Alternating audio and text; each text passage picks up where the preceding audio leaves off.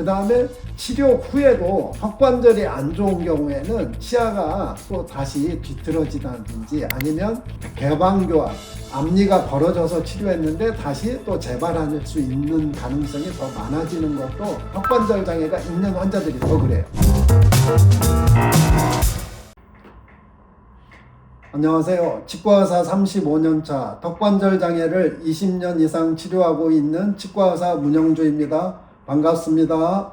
원장님 안녕하세요. 오늘은 좀 치아 교정과 네. 턱관절 장애의 관계에 대해서 좀 말해보려고 하는데요. 네네. 치아 교정 전에 턱관절 장애를 체크해봐야 하는 이유는 뭔가요? 치아 교정을 할 때 단순히 치아만 교정하는 게 아니고요. 이 치아를 교정하면서 다른 부위에 영향을 줄 수 있기 때문입니다. 치아와 턱관절은 비유하면 치아는 주춧돌, 턱관절은 기둥이라고 비유할 수 있습니다. 그렇기 때문에 치아와 턱관절은 서로 영향을 주고받습니다. 그렇기 때문에 치아 교정을 할 때는 꼭 턱관절도 같이 생각하셔서 진료하면 더 좋습니다. 턱관절 상태를 확인하지 않고 네. 치아 교정을 시작하게 되면 어떻게 되나요?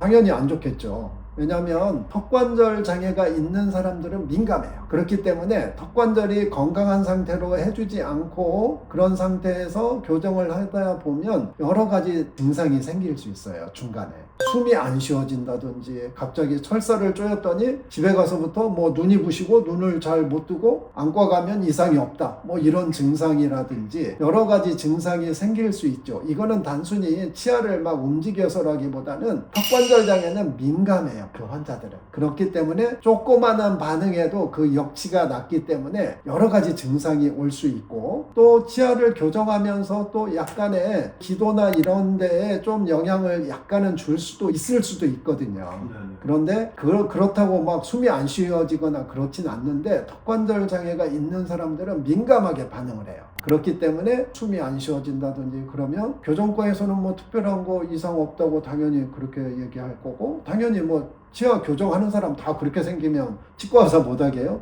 그렇지만 여하튼 그런 문제가 있다. 그 다음에 치료 후에도 턱관절이 안 좋은 경우에는 치아가 또 다시 뒤틀어지다든지 아니면 개방교합, 앞니가 벌어져서 치료했는데 다시 또 재발할 수 있는 가능성이 더 많아지는 것도 턱관절 장애가 있는 환자들이 더 그래요. 기둥이 틀어져 있으니까. 그렇죠. 그러면은 턱관절 장애가 있는 사람들은 치아 교정을 하면 안 되는 건가요? 아유, 당연히 해야죠. 왜냐하면 치아 교정을 잘하면 씹는 것도 더 원활하게 되고, 또 치아 교정을 잘하게 되면 턱도 더 안정이 돼요. 왜냐하면 주춧돌이 튼튼하면. 그런데 이제 단지 턱관절이 안 좋을 경우에는 그거를 대처를 해가면서 하면 돼요. 턱관절이 많이 안 좋을 때는 미리 턱관절 치료를 좀 하고, 그 다음에 치료 중에 갑자기 턱관절 장애가 뭐가 생겼다 그러면 빨리 대처를 하고, 치료 후에도 이제 그거를 잘 유지할 수 있게끔 눈여겨서 체크하고 이렇게 하면 괜찮습니다. 치아 교정과 턱관절 교정을 같이 진행할 수 있는 건가요? 그렇죠. 왜냐하면 치료 중간에 철사 붙이거나 뭐 이런 문제가 생겼을 때에도 장치 낄 수 있습니다. 그렇기 때문에 크게 문제 없습니다. 그럼 치아 교정이 잘못돼서 예. 턱관절이 안 좋아지는 경우는 없나요? 교과서적으로는 없다고 그러죠. 그런데 치아 교정을 하고 나서 나는 이런 증상이 많이 생겼다. 뭐 턱도 더 아프다든지 뭐 소리 난다든지 또 아니면 뭐 여러 가지 증상이 생겼어. 그런데 이렇게 연관을 하죠. 그러나 확실한 거는 치아 교정을 잘 하게 되면 턱도 더 안정이 돼 있어요. 그런데 턱을 치아 교정을 치료하고 나서 여러 가지 그런 증상이 있을 때에는 빨리 대처를 하면 돼요. 그래서 이제 가령 치아 교정을 할 때 나 철사 이렇게 해서 눈이 막 이러는데 그러면 그 선생님하고 자꾸 이제 서로 소통이 잘 안 되고 환자는 불편하니까 그 선생님한테 이때부터 그렇다고 그렇게 하고 그러면 그 교정과 선생님은 그거하고는 관계없다 이렇게 하지만 빨리 이거는 교정의 문제가 아니고 턱이 약해서 그렇구나. 우리가 가령 비유를 하면 몸이 약한 사람은 환절기 때 일교차가 심한데 가면 감기 걸리잖아요. 근데 건강할 때는 어떻게 돼요? 감기 잘 안 걸리잖아요. 똑같아요. 그래서 턱이 약한 사람은 조금 요 주의를 해야 된다. 교정할 때도 민감하게 보고 또 체크를 잘 해야죠. 그럼 마지막으로 치아 교정 병원을 고를 때 네네.